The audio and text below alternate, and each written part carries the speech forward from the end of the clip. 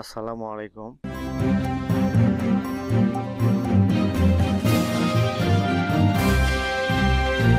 সুপ্রিয় শিক্ষার্থী, আশা করছি তোমরা সবাই ভালো আছো। আজ আমি নবম শ্রেণীর জীবন ও জীবিকা শিখন অভিজ্ঞতা 2 উদ্যোক্তা হিসেবে যাত্রা এই শিখন অভিজ্ঞতার 7 নম্বর পর্ব নিয়ে আলোচনা করব।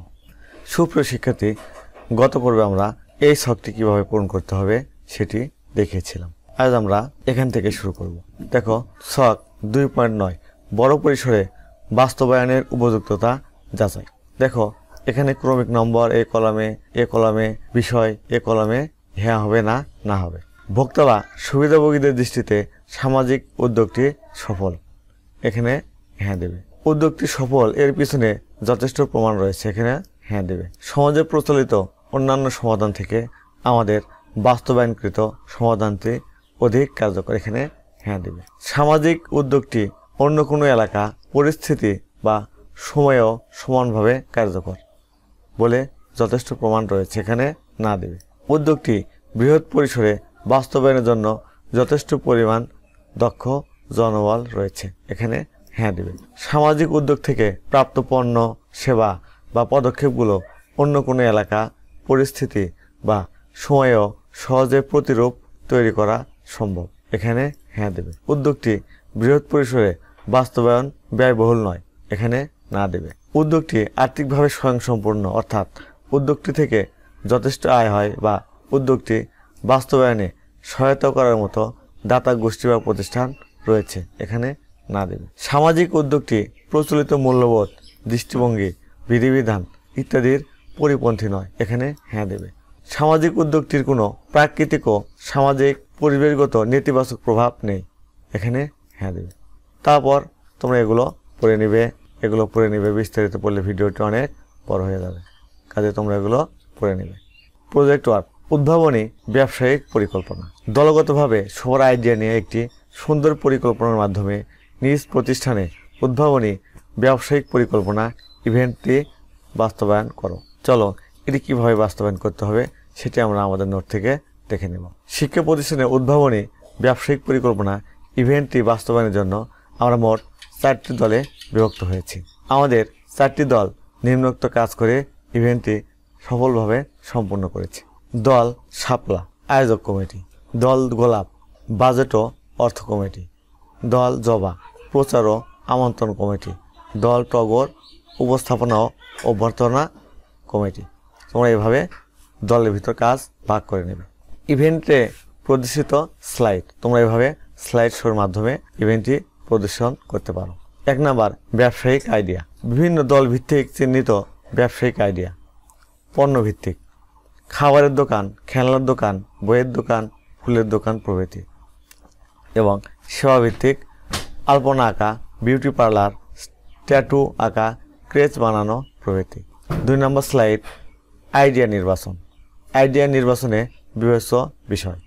পণ্য বা সেবা সম্পর্কিত জ্ঞান, আইডিয়া বাস্তবায়নে যথাযথ আর্থিক সক্ষমতা, সম্ভাব্য ক্রেতা বিক্রেতার চাহিদা ক্রয় ক্ষমতা, প্রতিযোগী এবং সম্ভাব্য প্রতিযোগিতামূলক শক্তি। পণ্য বা সেবা বিপণনে পরিবেশগত বা স্বাস্থ্যগত দিক বিবেচনা। 3 নম্বর নির্বাচিত ব্যবসায়িক আইডিয়ার পরিকল্পনা, ব্যবসায়িক পরিকল্পনা, ব্যবসায়ের লক্ষ্য নির্ধারণ, সম্ভাব্য ক্রেতা বা গ্রাহক সুষ্ঠুভাবে চিহ্নিতকরণ, বিপণন কৌশল নির্ধারণ, ব্যবসায় থেকে সম্ভাব্য খাত থেকে আয় ও ব্যয় সম্পর্কে আগাম ধারণা। 4 নম্বর স্লাইড নির্বাচিত প্রকল্পের আর্থিক চাহিদা নিরূপণ ও বিশ্লেষণ, আর্থিক চাহিদা নিরূপণ, ব্যয়ের আনুমানিক খাত নির্ধারণ, ব্যয়ের খাত অনুযায়ী আনুমানিক খরচ নির্ধারণ, আর্থিক বিশ্লেষণ, স্থাপন বা মূলধন জাতীয় ব্যয় নির্ধারণ, পরিচালনা সংক্রান্ত ব্যয় নির্ধারণ, সম্ভাব্য আয় নির্ধারণ, আয় ব্যয়ের আলোকে একটি সম্ভাব্য আর্থিক বিবরণী তৈরি। 5 নম্বর ব্যবসায়ের ব্র্যান্ডিং মার্কেটিং বা বিপণন পরিকল্পনা, ব্যবসায়ের ব্র্যান্ডিং, আকর্ষণীয় লোগো তৈরি, আকর্ষণীয় ব্যবসায়ের নাম বানানো, ব্যবসায়ের বিপণন পরিকল্পনা, সম্ভাব্য ক্রেতা ভোক্তা কেন্দ্রিক পণ্য বা সেবার যথাযথ বন্টন কৌশল, বিপণন কৌশলের মাধ্যম, বিপণন কৌশলের বাজেট। 6 নম্বর ব্যবসায় শুরু ও পর্যবেক্ষণ, ব্যবসায় শুরু আগের প্রক্রিয়া অনুসরণপূর্বক ব্যবসায় চালু করা।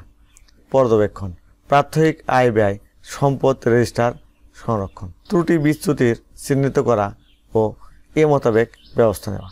7 নম্বর স্লাইড, ব্যবসায়িক আইডিয়ার মাধ্যমে প্রকল্প পরিচালনা থেকে বাস্তবায়নের ভবিষ্যৎ সম্ভাবনা। নব উদ্যোক্তা হিসেবে যাত্রা, শিক্ষাজীবন শেষে উদ্যোক্তা হিসেবে ব্যবসায়িক জগতে আত্মপ্রকাশ। নতুন ব্যবসার ক্ষেত্রে তৈরি করে অর্থনৈতিক সম্ভাবনার দ্বার উন্মোচন। ব্যবসায় স্থাপনের মাধ্যমে অর্থনৈতিক কর্মকাণ্ডের প্রসার। ব্যবসায়ের আওতা বাড়ার সাথে সাথে কর্মসংস্থানের সুযোগ তৈরি। বিপণন কৌশলের মাধ্যম, বিপণন কৌশলের জন্য বাজেট। 8 নম্বর, গ্রাহক পরিষেবা এবং প্রতিক্রিয়া, গ্রাহক মতামত মূল্যায়ন, গ্রাহক অভিযোগ গুরুত্বের সাথে পর্যবেক্ষণ, গ্রাহক চাহিদা অনুযায়ী যোগান নিশ্চিতের বিষয়গুলো পরিমাপ। 9 নম্বর, ব্যবসায়ের ফলাফল মূল্যায়ন, আর্থিক অনুপাত, মোট মুনাফা মার্জিন, নিট মুনাফা মার্জিন, সম্পদ আবর্তন, রিটার্ন অন অ্যাসেট প্রভৃতি বিশ্লেষণ। বিশ্লেষণকৃত ফলাফল সম্পর্কে মন্তব্য দেওয়া। 10 নম্বর স্লাইড, ব্যবসায়িক আইডিয়া তৈরি ও বাস্তবায়নের বর্তমান প্রেক্ষাপট।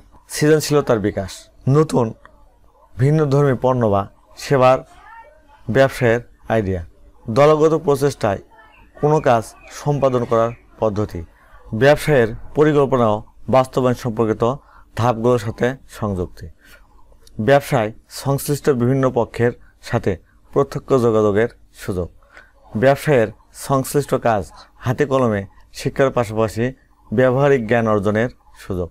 11 নম্বর, ব্যবসায়িক আইডিয়া তৈরি ও বাস্তবায়ন, প্রয়োজনীয় পৃষ্ঠপোষকতা, পারিবারিক সহযোগিতা, বিভিন্ন প্রতিষ্ঠান থেকে আর্থিক সুবিধা, সরকারি সাহায্য সহযোগিতা, প্রশিক্ষণধর্মী কাজের সুযোগ, ক্ষুদ্র পরিসরে ব্যবসায়ে প্রতিনিয়ত সংযুক্ততা, শিক্ষার্থী উদ্যোক্তার কার্যাবলী সম্পাদনে সংশ্লিষ্টতা। তারপর প্রশ্ন উত্তর বিনিময় এবং সমাপ্তি ঘোষণা। সুপ্রশিক্ষার্থী, তোমরা এইভাবে এই প্রজেক্ট ওয়ার্কটি সম্পূর্ণ করতে পারবে। তোমরা এটিকে নমুনা হিসেবে নিয়ে তোমরা তোমাদের নিজেদের মতো করে এই প্রজেক্ট ওয়ার্ক দলগতভাবে সম্পন্ন করবে। আশা করছি এই কাজটি কীভাবে করবে তোমরা সেটি বুঝতে পেরেছো। সুপ্রশিক্ষার্থী, তোমরা এখনও যারা এই চ্যানেলটি সাবস্ক্রাইব করোনি তা প্লিজ সাবস্ক্রাইব করবে এবং ভিডিওতে লাইক দিয়ে দেবে। আজ তাহলে এখানে শেষ করছি। আল্লাহ হাফেজ।